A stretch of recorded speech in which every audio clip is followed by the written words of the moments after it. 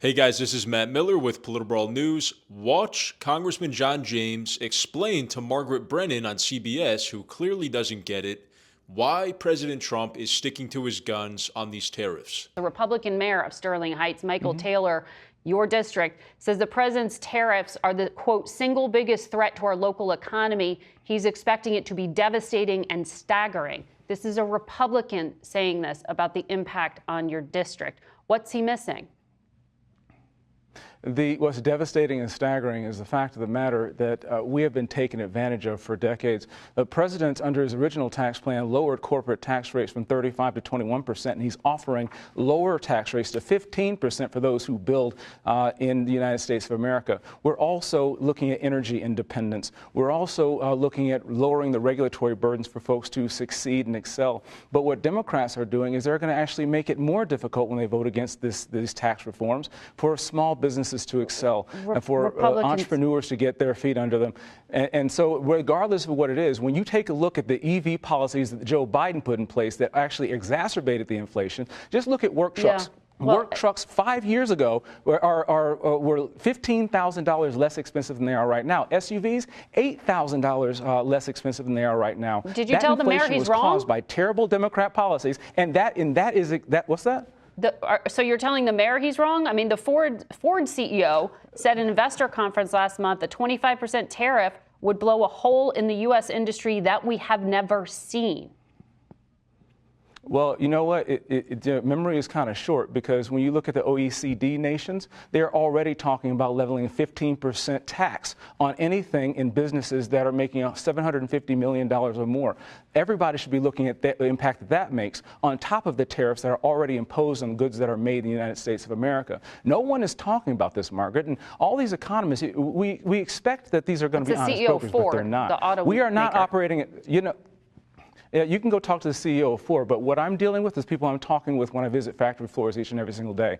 I am an automotive supplier in the United States of America, and I feel this pain. We've seen it for too long. And like I've said, we've been taken advantage of for years, and we need to level the playing field. When you're not playing fair with America, then we have to do what we can to make sure that we can compete on a fair playing field. And Margaret, I think that fairness is what we should be pursuing. And I don't think that's wrong to ask for out of our allies and our partners.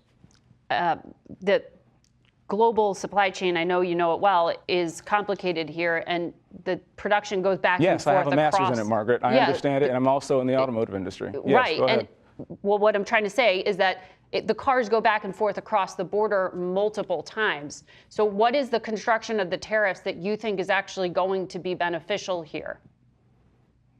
You know, it also comes across the border, fentanyl coming in from Mexico, and China is sending in precursors. And as a result of these negotiation tactics, Mexico surged 10,000 of their own National Guard troops to the border. And just as you were mentioning in the last segment, I think it was great that border apprehensions on the southern border have plunged to the lowest levels this century. You know, this is working. Mexico is paying for the border security. They're extraditing drug lords to be prosecuted in the United States of America. And these are the types of things that we're looking for. 84% of those in the terror watch list and the FBI terror watch list are apprehended on the northern border. And we're getting Canadian cooperation, which would have never happened under the previous administration and only started when President Trump started playing hardball and talking about these things. We have a number of levers, diplomatic, economic, and military. And diplomatic levers haven't worked. We're using economic levers to secure our borders and to make sure that we have fairness across our economy. Congressman James is a very smart guy. He's got a master's in global commerce and the supply chain, and he is a business owner that is in the automotive industry. He's very well versed on these subjects, and he would know exactly what the effects of the 25% tariffs are to Mexico and Canada and what the implications of those will be.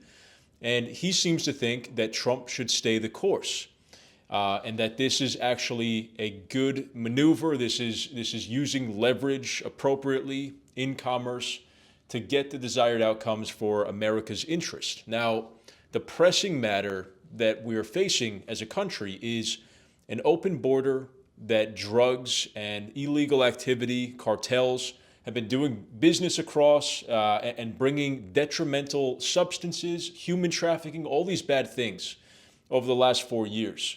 Now, Trump, along with Tom Homan and ICE, are controlling the border as much as they can from the inside.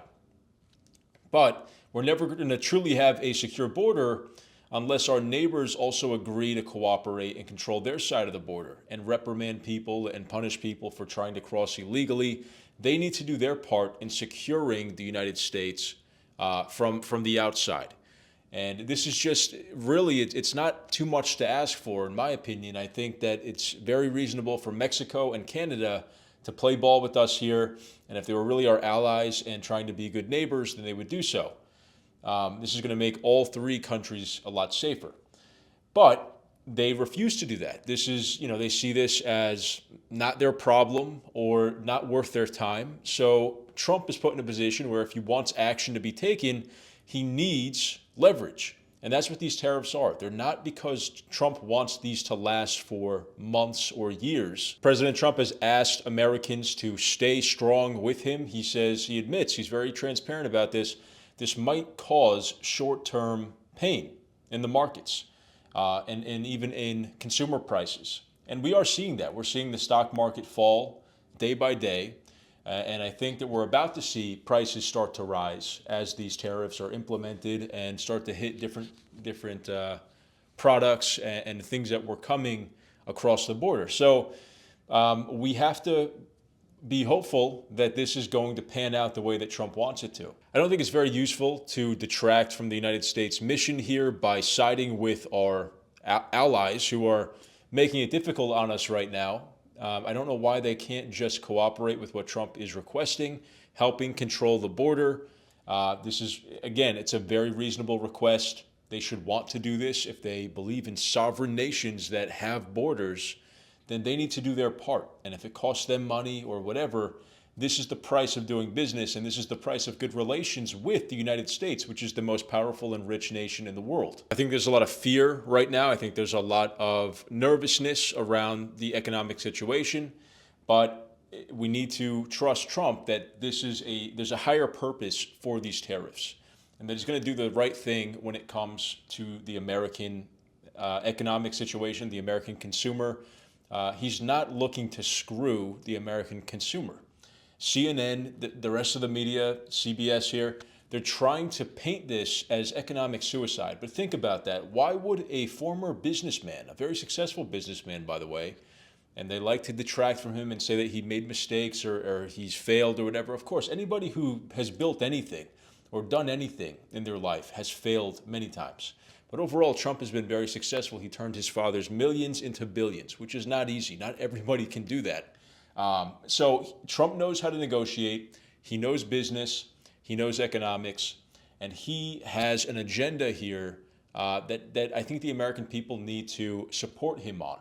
We need to be unified in this.